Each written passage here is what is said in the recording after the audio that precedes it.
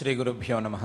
పరమాత్మ అర్జునుణ్ణి నేను నావారు అనేటువంటి భావనలను పూర్తిగా మనసులోంచి తీసివేసి కేవలం నీ యొక్క కర్తవ్యం మీద మాత్రమే దృష్టిని ప్రసరింపజేసి నీ కర్తవ్యాన్ని నిర్వహిస్తూ ఆ కర్తవ్య నిర్వహణ వలన ఏ రకమైనటువంటి పాపము నాకు అంటదు అని మొదలు విశ్వసించు అని బోధ చేశాడు. ఆ బోధకు ఉపపాదనగా అర్జునుడి యొక్క మనస్సులో ఉండేటువంటి సందేహాన్ని తొలగించటం కోసం ఒక చిన్న పడవతో సముద్రాన్ని దాటినట్లుగా ఈ జ్ఞానం తత్వజ్ఞానం అనేటువంటి పడవతో ఈ పాప సముద్రాన్ని దాటవచ్చు. ఆ పాప సముద్రం ఎంతటి సముద్రం కావచ్చు అంటే అపిచేదసి పాపేభ్యః సర్వేభ్యః పాపకృత్తమః సర్వం జ్ఞానప్లవేనైవ వృజినం సంతరిష్యసి అన్నంత పరిస్థితిలో కావచ్చు. నువ్వు భూత భవిష్యత్ వర్తమాన కాలాల్లో ఉండేటువంటి పాపాలన్నిటినీ చేసేవారిని అందరినీ ఒక చోట కూర్చోపెట్టి వారి పాపాలను లెక్కగట్టి దానికంటే ఎక్కువ పాపం చేసుకున్నా సరే, ఆ పాపం సముద్రమంతా తయారైపోయినా సరే, ఆ పాపం నుండి నువ్వు తత్వజ్ఞానం అనేటువంటి చిన్న పడవ ద్వారా, చిన్న నౌక ద్వారా నువ్వు దాటగలవు.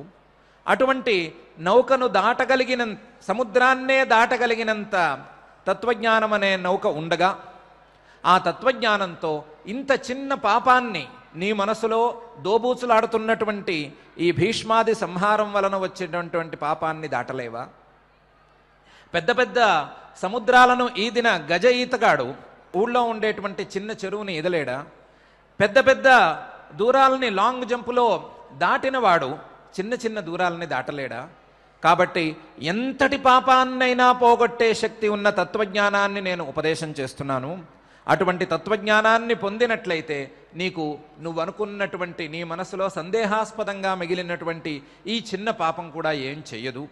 అందువలన తత్వజ్ఞానం అనే దృష్టితోనైనా చెయ్యి, లేకపోతే నీ కర్తవ్యం అనే వాస్తవ దృష్టిలోనైనా చెయ్యి. ఏ రకంగా చేసినా సరే నువ్వు నీ కర్తవ్యాన్ని మాత్రం విస్మరించవద్దు. నీ కర్తవ్యంలో నువ్వు ఉన్ముఖుడవై ప్రయత్నం చెయ్యి అని ఉపదేశం చేశాడు. ఈ ఉపదేశం దగ్గరగా మనందరికీ కూడా అందుతుంది, మనందరికీ కూడా చెందుతుంది ఈ ఉపదేశం. ఆ ఉపదేశం విన్న మనందరము ఒక ప్రశ్నను పరమాత్మను వేయవచ్చు. అయ్యా, మీరు ఉదాహరణగా ఒక పెద్ద సముద్రాన్ని చిన్న పడవలో దాటటం అని చూపించారు. పాపం అనేది లేదా సంసారం అనేది పెద్ద సముద్రం, తత్వజ్ఞానం అనేది ఒక చిన్న పడవ, ప్లవం, చిన్న డింగి లాంటిది అని చూపించారు. ఒక చిన్న పడవలో సముద్రాన్ని ఎలా దాటుతాం? ఎంతసేపు పడుతుంది? ఎంతకాలం పట్టవచ్చు? ఎంతసేపు మనం ఓర్పుగా ఎదురు చూడవలసి రావచ్చు? ఆ విషయం తలుచుకుంటేనే భయంగా ఉంది. ఎన్నో సంవత్సరాలు పట్టచ్చు, సముద్రాన్ని దాటలేకపోవచ్చు, లేదా ఈ లోపల ఈ పడవ శిథిలమైపోవచ్చు, ఏమైనా కావచ్చు. ఇలాంటప్పుడు ఈ తత్వజ్ఞానం అనే చిన్న పడవని నమ్ముకుని మేము ఈ పాప సముద్రాన్ని దాటాలి అని ఎలా అనుకోగలం? దాన్ని ఎలా నమ్మగలం? ఇంతేకాదు, మీరు చెప్పిన ఉదాహరణలో పాపాన్ని దాటటం అని ఉంది, పాపాన్ని దాటటం అని మాత్రమే ఉంది. కానీ పాపం అలాగే ఉంది. పాపం ఎక్కడికి పోలేదు. సముద్రాన్ని మనం దాటినంత మాత్రాన సముద్రం ఏమీ ఆవిరైపోదు, సముద్రం అలాగే ఉంటుంది. మేము చేసుకున్నటువంటి పాప సముద్రం అలాగే ఉండగా కేవలం దాటి అవతలనికి తీరానికి వెళ్ళినంత మాత్రాన మాకు కృతార్థత అనేది కలుగుతుందా? దాన్ని ఎలా మేము అర్థం చేసుకోవాలి అని మనకు సందేహం వస్తుంది, లేదా మనలో ఒక ప్రశ్న ఉదయిస్తుంది. ఆ ప్రశ్నకు సమాధానంగా పరమాత్మ పై శ్లోకంలో ఇలా అంటున్నాడు: యథైధాంసి సమిద్ధోగ్ని భస్మసాత్ కురుతేర్జున జ్ఞానాగ్ని సర్వకర్మాణి భస్మసాత్ కురుతే తథా అని. ఒక అగ్ని, బాగా ప్రజ్వలించినటువంటి అగ్ని ఎండిపోయిన కట్టెలను ఎంత క్షణంలో మాడి మసి చేసి భస్మ చేసేస్తుందో, బూడిదగా మార్చేస్తుందో, అంతే క్షణంలో అంతే సామర్థ్యంతో ఈ జ్ఞానాగ్ని కర్మలన్నిటినీ దహించి వేస్తుంది. కర్మలన్నిటినీ దహించి భస్మ చేసేస్తుంది. ఏమీ మిగలదు, కర్మల యొక్క శేషం ఏమాత్రమో మిగలదు అని పరమాత్మ ఈ శ్లోకంలో చెప్తున్నాడు. అడిగిన ప్రశ్నకు సమాధానంగా పరమాత్మ ఇచ్చినటువంటి సమాధానం, ఈ రెండిటినీ మనం జాగ్రత్తగా బేరీజు వేసుకుంటే మనం అడిగింది ఎంతకాలమని వేచి చూడాలి? తత్వజ్ఞానం అనే పడవను ఎక్కిన తరువాత ఆ సముద్రాన్ని దాటటానికి ఎంతకాలం వేచి చూడాలి అని అడిగాము. దానికి పరమాత్మ ఏమని చెప్తున్నాడు? క్షణం చాలు, ఒక చిటిక కాలం చాలు. ఎండు కట్టెలని అగ్ని దహించి వేయటానికి ఎంతసేపు పడుతుంది? క్షణమాత్రం చాలు. బాగా సమిద్ధ అగ్ని, బాగా ప్రజ్వలించి బాగా ఎత్తుకు ఎదిగినటువంటి అగ్ని ఎండు కట్టెలని ఏధాంసి ఎంతసేపు దహించాలి? క్షణమాత్రం చాలు. అదేవిధంగా ఈ జ్ఞానాగ్ని కూడా ఈ సర్వకర్మలను చేసుకున్నటువంటి ఈ పాపాలన్నిటినీ, పుణ్యపాపాలన్నిటినీ కూడా భస్మసాత్ కురుతే, పూర్తిగా భస్మను చేసేస్తుంది, ఏమీ మిగల్చదు, ఆలస్యం కూడా ఉండదు అని. మరైతే ఆ ఉదాహరణ చెప్పారేమి మీరు అనంటే పరమాత్మ ఏమని అంటాడు? ఎప్పుడైనా ఒక ఉదాహరణ చెప్పినప్పుడు ఆ ఉదాహరణలో ఉండేటువంటి ప్రాథమికమైన విషయాన్ని మాత్రమే తీసుకోవాలి, ప్రధానమైన విషయాన్ని మాత్రమే మనసులోకి ఎక్కించుకోవాలి. ఆ ఉదాహరణ చుట్టూ ఉండేటువంటి విషయాలను, అనవసరమైన విషయాలను తీసుకోకూడదు. చిన్న పడవైనా సరే సముద్రాన్ని దాటటానికి తత్వజ్ఞానం అనేటువంటిది సరిపోతుంది అని చెప్పటానికి, సముద్రమంత పెద్దదైనా సరే తత్వజ్ఞానంతో దాటవచ్చు అని చెప్పటానికి ఉదాహరణగా చిన్న పడవ, సంసార సముద్రం అని చెప్పాము, ఉదాహరణ చెప్పామే తప్ప సముద్రం అంటే దానికి అలలుంటాయా, దాంట్లో మొసళ్ళుంటాయా, లేదా దాన్ని దాటచ్చా, దాటిన తర్వాత ఈ తత్వజ్ఞానాన్ని ఏం చేసుకోవాలి, ఎక్కడ కట్టాలి, అక్కడ బండరాళ్ళు ఉంటాయా, లాంటి ప్రశ్నలు వేయకూడదు.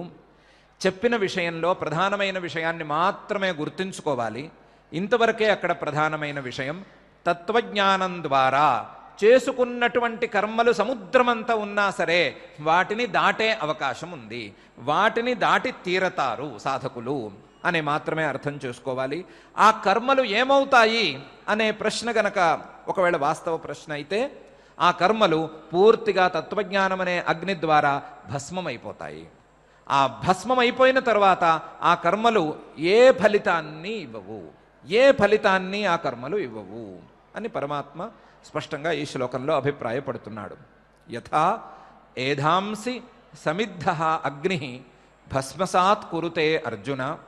బాగా పైకి ఎగిసినటువంటి జ్వాలలు కలిగిన అగ్ని ఎండు కట్టెలని ఎలాగైతే పూర్తిగా దహించి వేస్తాడో అదేవిధంగా జ్ఞానాగ్ని, జ్ఞానమనేటువంటి అగ్ని భస్మసాత్ కురుతే, పూర్తిగా భస్మం చేసేస్తుంది. వేటిని? సర్వకర్మాణి, మనం చేసుకున్నటువంటి పుణ్యపాపాది కర్మలన్నిటినీ భస్మం చేసేస్తుంది. జ్ఞానాగ్నికి అంత సామర్థ్యం ఉంది అని పరమాత్మ చెప్తున్నాడు. జ్ఞానాగ్ని ఏమిటి, సర్వకర్మలు ఏమిటి, వీటిని భస్మం చేయటం ఏంటి, అంటే ఏమిటి, ఎలాగా, ప్రొసీజర్ ఏమిటి, వీటిని ఎలా భస్మం చేస్తుంది? జ్ఞానాగ్ని అనేది అగ్ని అయితే ఈ కర్మలు కట్టెలు ఎలా అవుతాయి? ఈ జ్ఞానాగ్నికి కర్మలకి ఉండేటువంటి విరోధం ఏమిటి అనే విషయాన్ని మనం చాలా విస్తారంగా చర్చించుకోవాల్సిన అవసరమైతే ఉంది.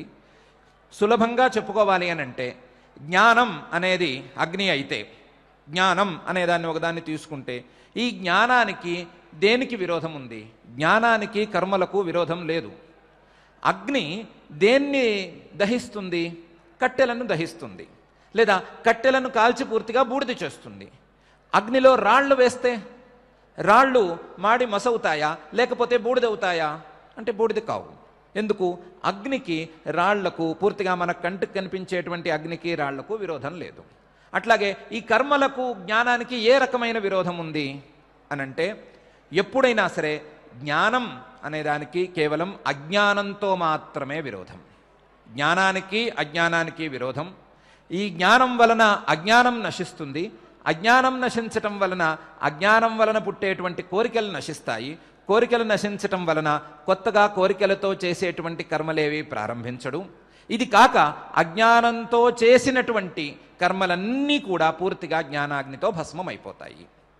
జ్ఞానానికి అజ్ఞానానికి విరోధం. జ్ఞానం వలన అజ్ఞానం గనకపోతే అజ్ఞానంతో చేసినటువంటి ఏ కర్మలు, ఏ పుణ్యపాపాది కర్మలు ఏవీ మిగలవు.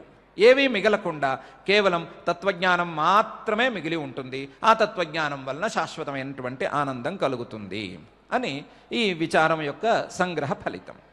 అయితే ఏ రకంగా ఈ తత్వజ్ఞానం వలన ఈ కర్మలను దహించటం అనేది కుదురుతుంది? ఏ రకంగా తత్వజ్ఞానం కర్మలను దహిస్తుంది అసలు కర్మలు ఎన్ని రకాలున్నాయి, ఏ ఏ కర్మలను ఈ తత్వజ్ఞానం దహిస్తుంది అనే విచారణను బాదరాయణ మహర్షి గారు బ్రహ్మసూత్రాలలో చాలా విస్తారంగా చేశారు. వారు ఈ కర్మలను 3 రకాలుగా విభాగం చేసి పెట్టారు. 3 రకాల కర్మలు.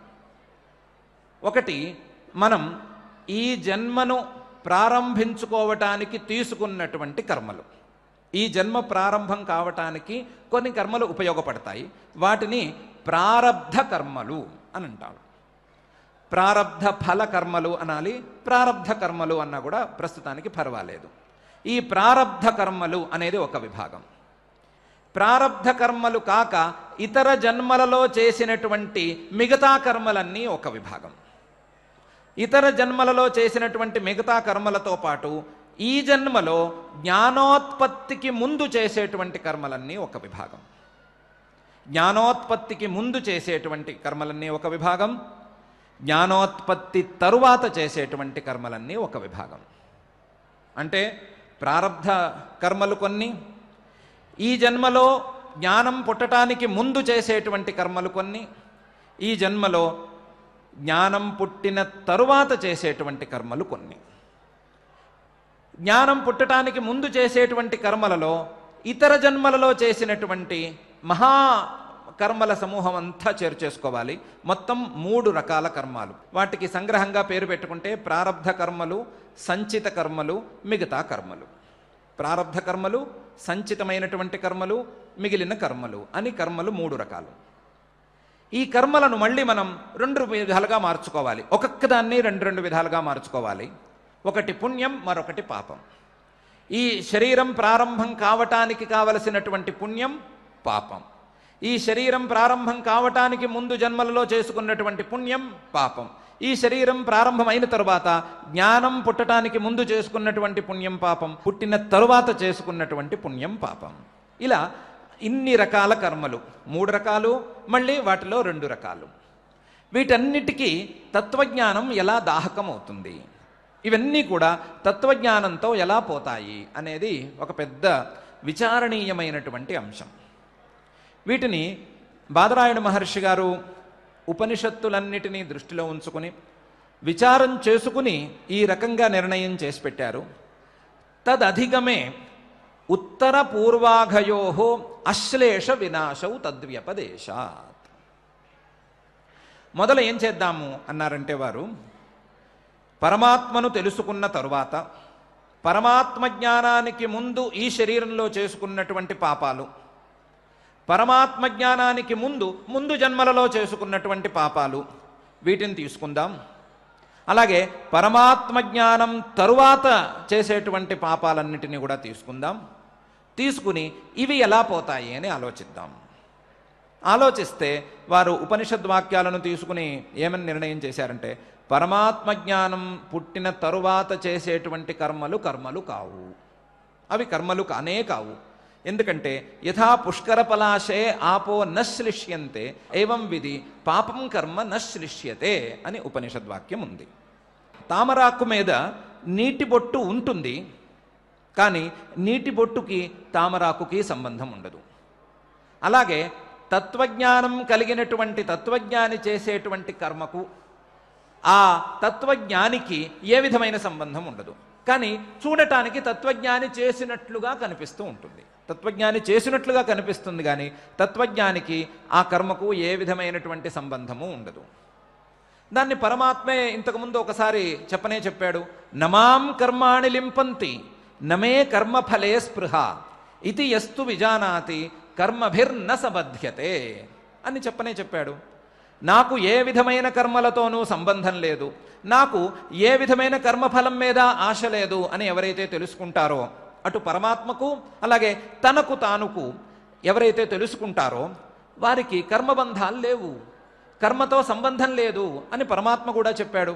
అలాగే ఉపనిషద్వాక్యం కూడా చెప్తోంది. కాబట్టి పరమాత్మ తత్వజ్ఞానం కలిగిన తరువాత చేసేటువంటి కర్మలకు ఆ తత్వజ్ఞానికి సంబంధమే లేదు. కాబట్టి అశ్లేష, అది కర్మే కాదు. కాబట్టి అది జ్ఞానాగ్నితో పోతుందా పోదా అనే విచారణే అక్కర్లేదు.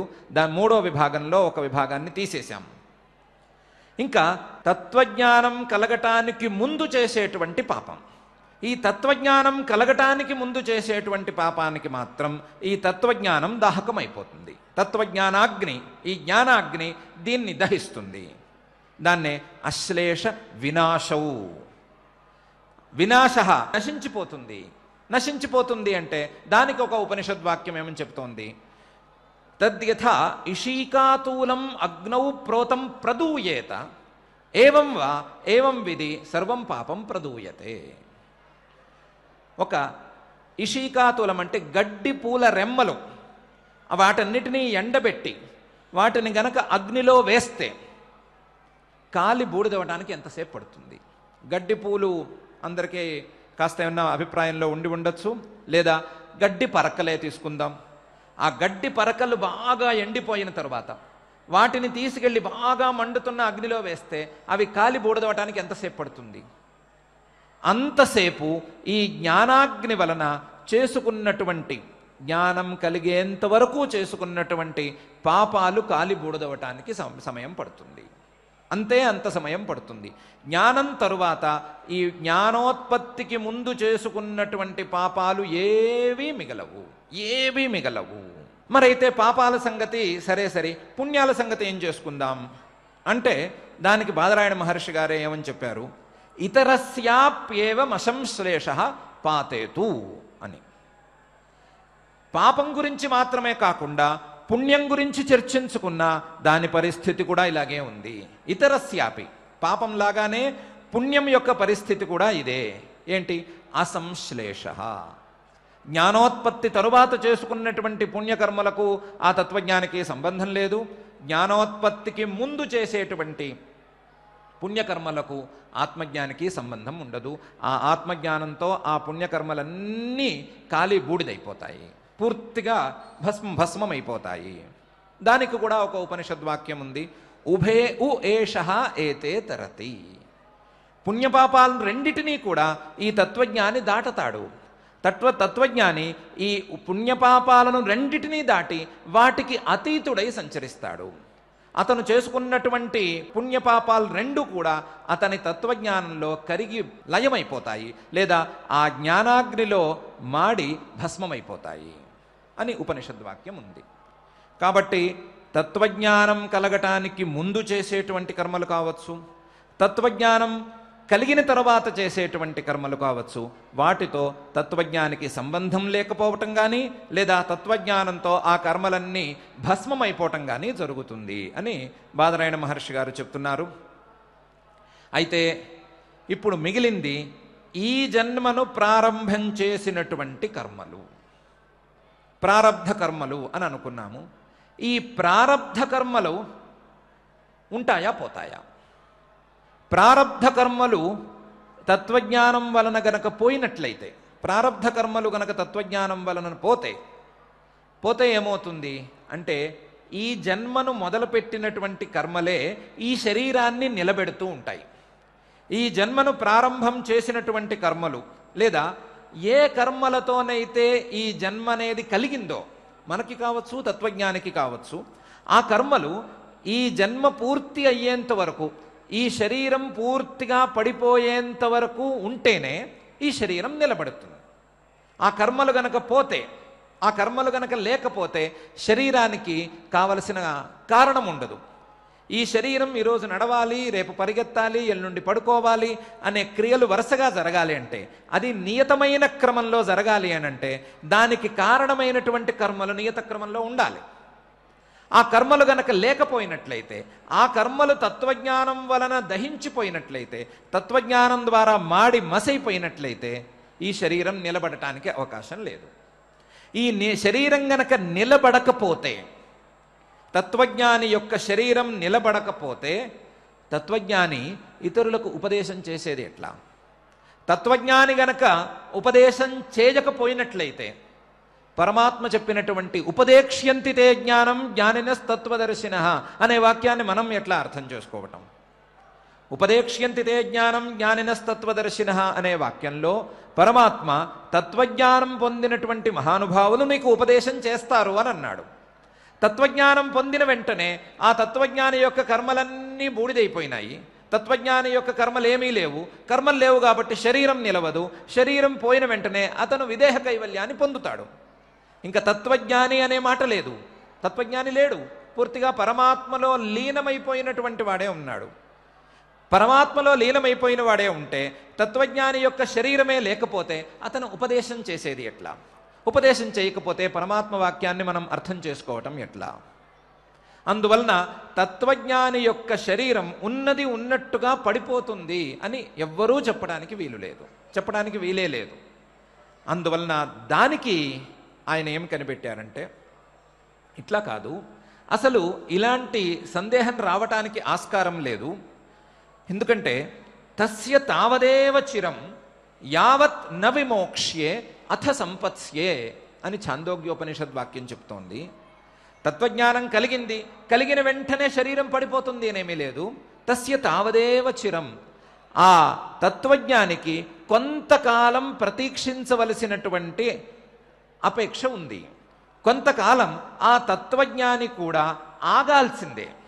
ఎంతవరకు ఆగాలి అంటే యావత్ న విమోక్ష్యే, ఈ శరీరం ఎంతవరకు నిలబడుతుందో, ఈ శరీరం ఎంతవరకు పడదో అంతవరకు అతను కూడా ప్రతీక్షించవలసిందే. విదేహ కైవల్యానికి అతను కూడా ప్రతీక్షించవలసిందే. ఎప్పుడైతే శరీరం పడిపోతుందో, శరీరం పడిపోవటానికి కారణం అతను ప్రారబ్ధ కర్మలను పూర్తిగా భోగంతో పూర్తిగా నశింపజేసుకోవటమే. అంటే ప్రారబ్ధ కర్మలు ఏవైతే ఉన్నాయో వాటి యొక్క ఫలితాలను పూర్తిగా అనుభవించిన తరువాత, ఆ అనుభవం ద్వారా ఆ కర్మలన్నీ పూర్తిగా నశించిపోగా శరీరం పడిపోయిన తరువాత అతనికి విదేహ కైవల్యం కలగవలసిందే తప్ప ముందు కలగటానికి ఆస్కారం లేదు. భోగేన త్వితరే క్షపయిత్వా సంపద్యతే అని బ్రహ్మసూత్రం. భోగేన పూర్తిగా అనుభవించి తను చేసుకున్నటువంటి ప్రారబ్ధ కర్మలకు ఫలితాన్ని పూర్తిగా అనుభవించి, పుణ్యపాపాలు రెండిటికి ఫలితాలను అనుభవించి తరువాత ఆ శరీరం పడిపోయిన తరువాత విదేహ కైవల్యాన్ని పొందుతాడు. అంతవరకు విదేహ కైవల్యానికి అవకాశం లేదు అని బ్రహ్మసూత్రం చెప్తోంది.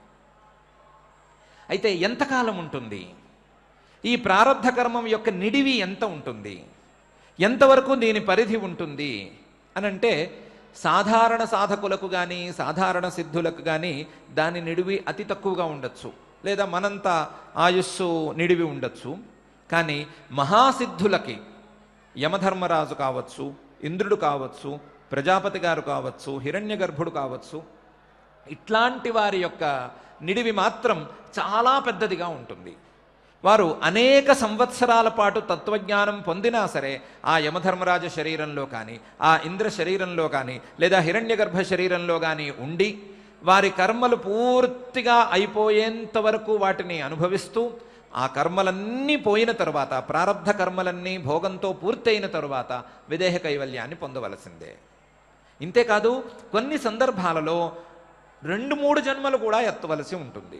2-3 జన్మలు వశిష్ఠ మహర్షి గారు లేదా అపాంతరతమాహ అనే ఒక మహర్షి గారు కానీ వీరు 2-3 జన్మలను ఎత్తి ఆ ప్రారబ్ధ కర్మ ఫలాన్ని ఆ 2-3 జన్మలలో అనుభవించిన తరువాత ఆ కర్మలన్నిటినీ పోగొట్టుకుని కర్మశేషం లేకుండా చూసుకుని ఆ తర్వాత విదేహ కైవల్యాన్ని పొందారు అని మనకు ప్రామాణికంగా తెలియవస్తోంది. అందువలన భోగేన త్వితరే క్షపయిత్వా సంపద్యతే. ఎవ్వరికైనా సరే ఇది తప్పనిసరి. ఎవ్వరికైనా, ఎంతటి సాధకుడికైనా సరే, ఏ అధికారంలో ఉన్నవాడికైనా సరే తత్వజ్ఞానం కలిగిన తరువాత ప్రారబ్ధ కర్మ పూర్తిగా భోగంతో క్షయమయ్యేంత వరకు వేచి చూసి తీరవలసిందే. దానికి మనం పోయిన కొన్ని శ్లోకాల్లో ఒక లాజిక్ కూడా చెప్పుకున్నాము. ఒక చక్రాన్ని తిప్పటం మొదలు పెడితే తిప్పటం ఆపేసినంత మాత్రాన ఆ చక్రం తిరగటం ఆగదు. దాని యొక్క వేగం పూర్తిగా ఆగిపోయేంత వరకు, దాని వేగం పూర్తిగా క్షీణించేంత వరకు ఆ చక్రం తిరుగుతూనే ఉంటుంది. తిరిగి తిరిగి తిరిగి తిరిగి ఆ వేగం క్షీణించిన తర్వాత ఒక చోట నిలబడుతుంది. ఇంతేకాకుండా ఒక బాణం వేశాము లేదా రివాల్వర్ తీసుకుని షూట్ చేశాము, ఆ బుల్లెట్ ఎంతవరకు వెళుతుంది?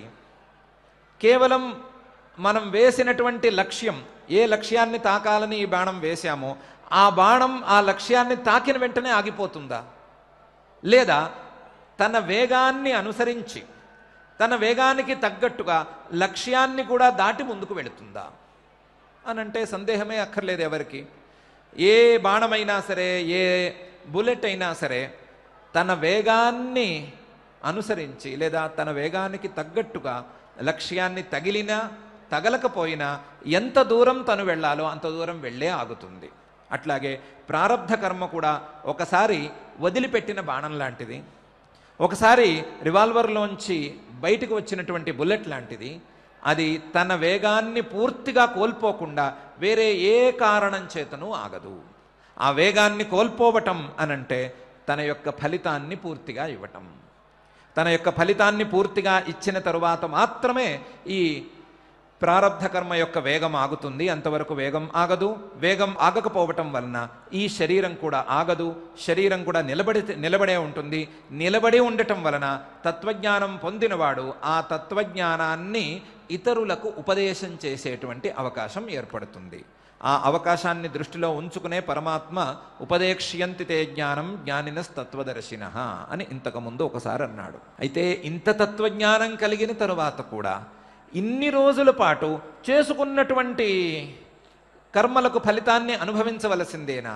తత్వజ్ఞానికి కూడా బాదరబందీలు తప్పవా అనంటే, తత్వజ్ఞానికి చేసుకున్నటువంటి కర్మ ఫలితం అనుభవించవలసిందే కానీ బాదరబందీ మాత్రం లేదు. ఎందుకు లేదు?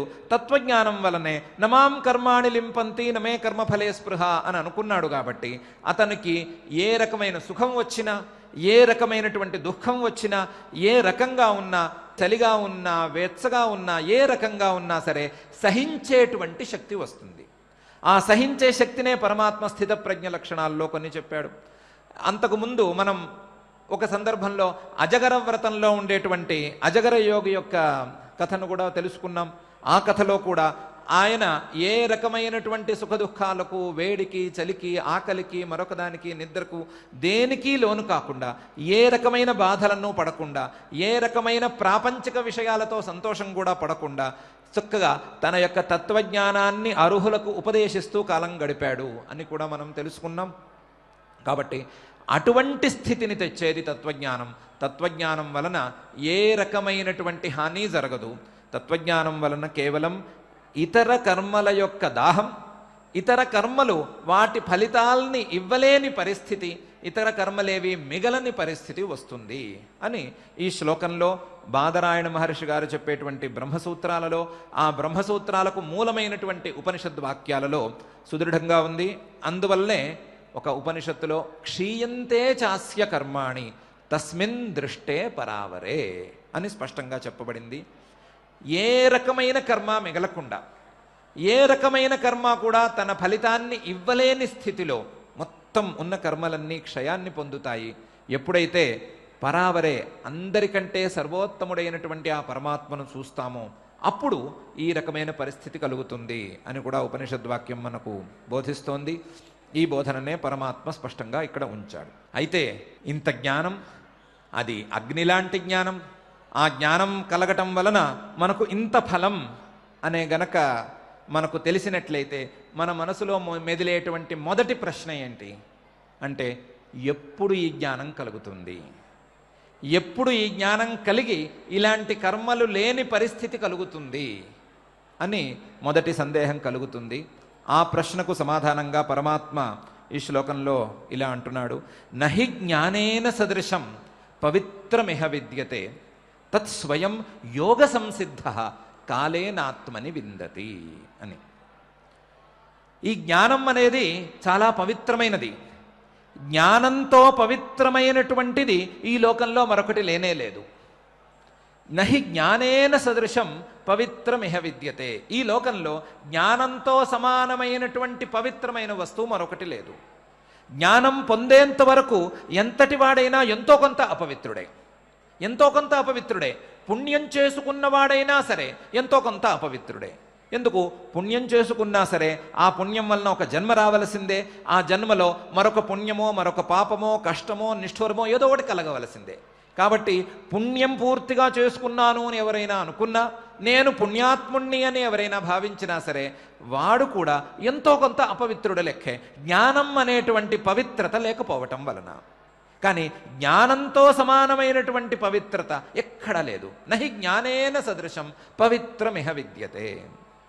సరే, జ్ఞానం చాలా పవిత్రమైనది. మేము అడిగిన ప్రశ్నకు సమాధానం ఏమిటి? ఎప్పుడు వస్తుంది అది అంటే, తత్ స్వయం యోగ సంసిద్ధ కాలేన ఆత్మని విందతి. అది క్రమంగా తనంతట తానుగా స్వయం వస్తుంది. ఎప్పుడు వస్తుంది? కాలేన, నిదానంగా వస్తుంది. ఎంత కాలేన వస్తుంది? ఏ రకమైన కాలం కావాలి? యోగ సంసిద్ధ. నేను చెప్పినటువంటి కర్మయోగము, జ్ఞానయోగము లేదా ప్రాణాయామాది యోగం కానీ సమాధి యోగము ఎప్పుడైతే సిద్ధిస్తాయో, ఆ సిద్ధించిన తరువాత నిదానంగా ఈ యోగం సిద్ధిస్తుంది, జ్ఞానయోగం అనేది సిద్ధిస్తుంది. తత్ స్వయం, దానంతట అదే వస్తుంది. ఏం చేస్తే వస్తుంది అంటే, కర్మయోగం చేసుకుని కర్మయోగం తర్వాత ప్రాణాయామాది సమాధి యోగాన్ని చేసుకున్నట్లయితే అది పరిపాకం పొందిన తరువాత, ఒక పరిపక్వత దశకు చేరిన తరువాత ఆ జ్ఞానం దానంతరదే పుట్టుకొస్తుంది. జ్ఞానం పుట్టటానికి అంటూ ప్రత్యేకించి ప్రయత్నం ప్రారంభంలో చేయనక్కర్లేదు. జ్ఞానం పుట్టటానికి కావలసినట్లుగా పరమాత్మ చెప్పినటువంటి సమతాభావపూర్వకమైనటువంటి సత్కర్మాచరణ చేయాలి. ఆ సమతాభావపూర్వకమైన సత్కర్మాచరణ స్థిరమైన తరువాత యోగో యోగస్య దేశకః అనే న్యాయం ద్వారా ఇతర ప్రాణాయామాదులన్నీ వాటంతటవే సిద్ధిస్తాయి, లేదా సద్గురుముఖం ద్వారా సిద్ధిస్తాయి. ఇవి సిద్ధించిన తరువాత, ప్రాణాయామాది యోగం సిద్ధించిన తరువాత జ్ఞానం సద్గురువు అనుగ్రహం వలన దానంతట అదే కలుగుతుంది. దానంతటదే కలుగుతుంది అంటే చాలా సులభంగా కలుగుతుంది. జ్ఞానం కలగటానికి ఇబ్బంది పడాలేమో అని ఇప్పటి నుంచే ఏం భయపడక్కర్లేదు. జ్ఞానం కలగటానికి ఇబ్బంది ఏం పడనక్కర్లేదు. జ్ఞానం కలుగుతుంది. జ్ఞానం కలగటానికి కావలసినటువంటి వాక్యం ఇప్పుడే సిద్ధంగా ఉంది. జ్ఞానం ఏ రకంగా పొందాలి అని పరమాత్మ చెప్పిన ఉపదేశాలలో ఇప్పటికే ఉంది. కానీ ఆ వాక్యాల వలన జ్ఞానం కలగటం లేదు. ఎందుకు కలగటం లేదు అంటే, మనస్సు అశుద్ధంగా ఉంది, మనస్సు అర్థం చేసుకోలేనటువంటి దుస్థితిలో ఉంది.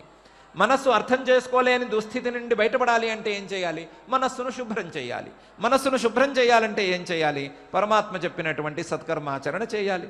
సత్కర్మాచరణ చేసుకున్న తర్వాత ప్రాణాయామాది యోగాభ్యాసం చేసుకోవాలి. యోగాభ్యాసం చేసుకుని మనస్సు శుద్ధమైపోయిన తర్వాత, ఏకాగ్రత సిద్ధించిన తర్వాత ఇదే వాక్యం ద్వారా అర్థమవుతుంది. వేరే వాక్యాలేం లేవు, వేరే విషయమేం కాదు. విషయం మారదు, విషయం ఇంతే. కానీ అర్థం చేసుకునేటువంటి సాధకుడి యొక్క స్థితులు వేరువేరు, స్థితులు వేరువేరుగా ఉంటాయి.